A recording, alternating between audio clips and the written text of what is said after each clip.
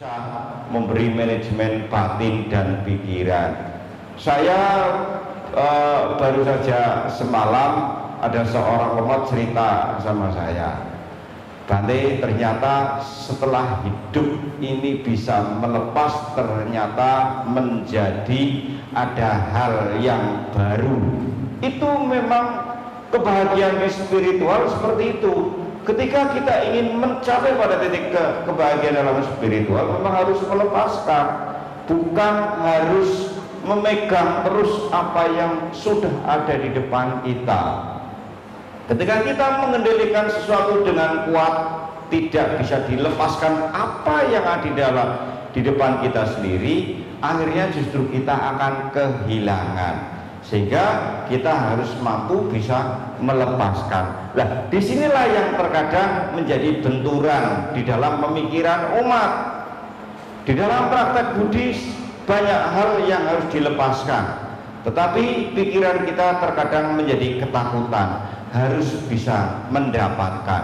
Padahal di dalam mendapatkan ini tidak semuanya akan menjadi bahagia. Banyak orang yang awalnya bercita-cita untuk mendapatkan demi kebahagiaan, tetapi ternyata justru di tengah perjalanan akhirnya menjadi menderita. Oleh sebab apa?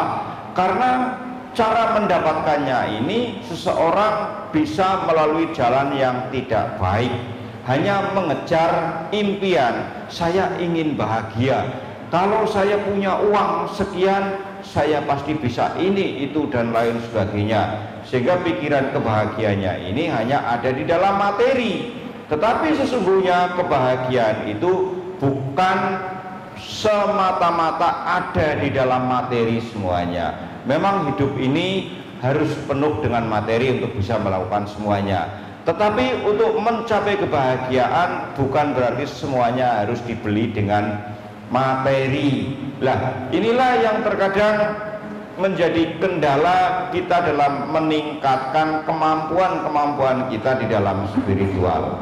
Artinya sumber daya kita secara kemanusiaan terkadang atau intelektual di dalam Buddhis ini terkadang kita menjadi terganjal disebabkan karena pola pikir kita sendiri.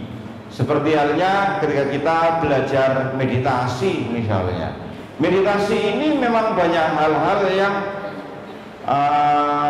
banyak di luar jangkauan pikiran di dalam kehidupan sehari-hari. Misalnya seperti kayak halnya sensasi tubuh, misalnya gejolak batin, misalnya gejolak pikiran, gambaran batin, bentuk-bentuk pikiran dan segala macam. Itu banyak sekali hal yang akan muncul di luar kehidupan sehari-hari dan tidak pernah kita temukan. Sebab di sana ada yang namanya alam setengah nyata, setengah tidak. Bisa dilihat dengan jelas kondisi di dalam alam meditasi ini karena pikiran kita itu sudah menyatu dengan batin. Tetapi karena kita terkadang belum bisa menyatukan hati, batin dan pikiran, terkadang menjadi banyak hal yang aneh. Nah, ini menjadi salah satu kendala juga dalam praktek Buddhis, sehingga banyak orang yang terkadang menjadi kebingungan di tengah perjalanan, menjadi hal yang bisa menakutkan. Jangan-jangan saya salah, jangan-jangan saya masuk pada alam lain dan sebagainya. Lah, di dalam Buddhis ini memang ada 31 alam, tetapi untuk bermeditasi ini, kalau kita memang pengetahuannya sudah cukup dan memahami tentang dunia meditasi, sebetulnya tidak terlalu sulit harus memikirkan tentang alam lain. Sebab di dalam meditasi yang ada hanya alam diri kita sendiri, bukan 31 alam lain. Tetapi karena faktor intelektual kita yang kadang masih terbatas, sehingga kita masih bingung dengan hal-hal yang sifatnya maya. Padahal Buddhis adalah menjadi sumber dari segala pengetahuan. Bahkan akhir-akhir ini banyak sekali para ilmuwan itu menyampaikan agama Buddha adalah menjadi agama masa depan. Kenapa demikian? Karena agama Buddha satu-satunya agama yang tidak pernah bertolak belakang dengan adanya penemuan-penemuan ilmu pengetahuan ataupun zaman. Jadi di zaman apapun agama Buddha bisa diterapkan dengan pengetahuan penemuan model apapun secara akademisi. Yang namanya Dhamma atau agama Buddha ini juga tidak pernah bertolak belakang, sehingga agama Buddha bisa dikatakan menjadi sumber pengetahuan, sumber dari segala ilmu. Apakah nyata? Bisa dibuktikan nyata. Kalau zaman dulu yang namanya kelahiran seseorang ini katanya rahasia, matinya seseorang juga rahasia, bahkan bayi lahir mau cowok atau cewek itu juga menjadi rahasia Tuhan. Itu kalau zaman dulu. Tetapi kalau dalam pandangan Buddhis semua itu adalah proses, dan yang namanya proses itu tidak pernah berhenti. Jadi pengetahuan manusia boleh mengetahui kehidupan manusia lain. Ternyata sekarang sudah bisa dibuktikan. Para dokter, para ilmuwan dalam dunia medis sudah bisa mengetahui bayi baru 4 bulan, 6 bulan besok akan lahir cowok misalnya, besok akan lahir cewek, dan bahkan tanggal kelahirannya dulu pernah viral pada tahun 2012 bulan 12 tanggal 12 itu pernah viral. Banyak sekali bayi yang belum waktunya harus dilahirkan pada tanggal itu. Artinya manusia ini mempunyai kemampuan yang sangat luas, dan agama Buddha tidak pernah mengklaim bahwa itu bertolak belakang dengan kodrat ilahiyah atau lain sebagainya. Itu tidak. Tetapi agama Buddha menganggapnya adalah sebagai proses pengembangan ilmu pengetahuan. Pengembangan ilmu pengetahuan ini memang harus terjadi, sehingga dalam metode Buddhis misalnya bagaimana kita bisa meningkatkan kemampuan, bagaimana kita bisa mengembangkan dunia Buddhis ini, salah satunya Shigalowada Foundation. Walaupun Shigalowada Foundation ini tidak punya sekolahan sendiri, tetapi mampu menampung anak-anak dari luar daerah, bisa berkumpul di sini, bisa belajar bersama, bisa meningkatkan pendidikannya dan dekat dengan Dhamma. Ketika orang ini dekat dengan pendidikan secara akademis, pengetahuan umum dan juga Dhammanya cukup, otomatis kemampuan-kemampuan di dalam kehidupan dunia maupun secara spiritual juga akan meningkat pula.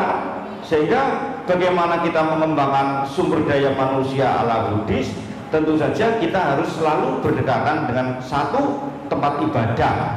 Kedua kali kita harus mau praktek, dan yang ketiga kali kita tidak boleh menutup diri. Yang ketiga kali, yang keempat kalinya kita tidak boleh sombong. Yang pertama kita harus membahas dengan adanya Dhamma ini tadi agar kita punya banyak wawasan. Kita harus berpraktek. Kenapa harus praktek?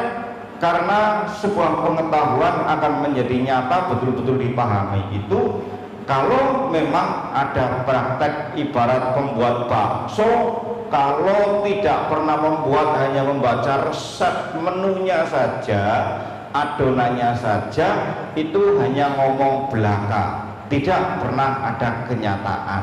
Yang berikutnya, kita harus selalu dekat dengan tempat ibadah. Tempat ibadah ini kita sebagai umat Buddha harus sering datang ke wihara, karena kalau yang namanya ibadah, memang betul banyak umat Buddha yang menyampaikan ke saya, Bante, saya tidak sempat ke wihara, tetapi saya juga di rumah baca parita dan lain sebagainya seperti kayak di wihara. Tetapi itu akan memiliki energi yang berbeda, kekuatannya beda. Kenapa demikian?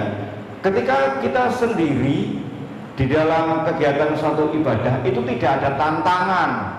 Berbeda ketika seorang umat Buddha mungkin sudah menjadi papajita, memang harus ditinggalkan di tempat yang sendirian biar ada tantangan. Tetapi kalau sendiri tidak ada tantangan, kalau sebagai umat hendaknya ada tukar pendapat, ada tukar pikiran dengan umat-umat lain. Disitulah saling melengkapi, disitulah akan bisa meningkatkan wawasan di dalam Buddhis. Kita mampu menjadi umat Buddha yang bisa melihat secara luas. Kenapa demikian? Kalau seorang umat Buddha mengaku sebagai umat Buddha, tetapi tidak pernah datang ke wihara misalnya, nanti akan jadi umat Buddha kapal selam. Kalau kapal selam itu kan kadang-kadang ada kan tenggelam, kadang-kadang kelihatan. Lah nanti kalau ditanya tentang agama Buddha itu bingung. Banyak umat Buddha, berarti saya juga KTP-nya Buddhis, tetapi untuk baca arahan sama Sang Buddha Bhagawa saja bingung. Untuk menyampaikan 5 sila saja apa artinya bingung. Lah nanti kalau umat-umat seperti itu ketika dialog dengan umat agama lain bingung. Setelah bingung akhirnya harus pindah agama. Katanya agama Buddha ini agama yang tertinggal, tidak ada pengetahuannya apa-apa. Sebetulnya bukan karena agama Buddhanya yang salah, agama Buddhanya yang tertinggal, tetapi umat itu sendiri yang terkadang meninggalkan agamanya. Jadi agama ini bisa memberikan kebahagiaan, kepandaian, mutu, kualitas batin dan pikiran umatnya itu bukan karena agamanya, tetapi karena dipraktekkan.